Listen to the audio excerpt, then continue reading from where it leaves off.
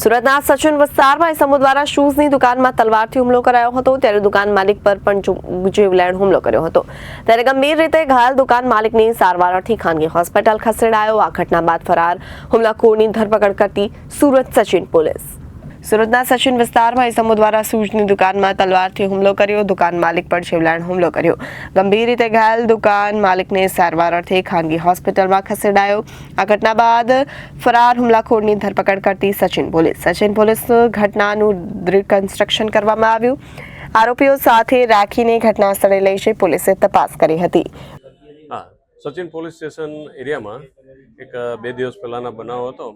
આજે આપણે જોઈએ છે દુકાન જે છે બૂટ ચપ્પલના દુકાન છે, ત્યાં આ એક ખરીદાર આવ્યા હતા અને અહીંયા વેપારી સાથે માથાકૂટ થયેલા હતા.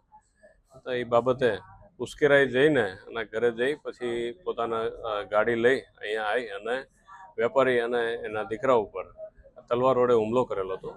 એ બાબતે સચિન પોલીસ સ્ટેશનના જે કનકપુર ચોકી છે એના અધિકારી સિંઘ સાહેબ તથા અમારા ડી સ્ટાફના પીએસઆઈ શ્રી ડામોર સાહેબ અને સાથેનો સ્ટાફ બિલકુલ એક્ટિવ થઈને આરોપીના પકડવા માટે તજવીજ હાથ ધરેલી હતી.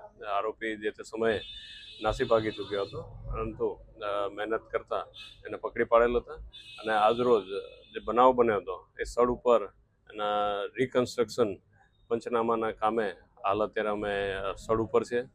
આરોપીએ જે બનાવ બન્યો હતો એના વિગતવાર આપેલા છે કે કઈ રીતના બનાવ બન્યા અને શું કારણે બન્યા અને પહેલાં શું બન્યા અને પછી શું બન્યા છે એના આખા વિગત રિકન્સ્ટ્રક્શન પંચનામા કરીને અમે એકત્રિત કરેલી છે પુરાવા માટે. Bureau report, Janadesh news, Surat.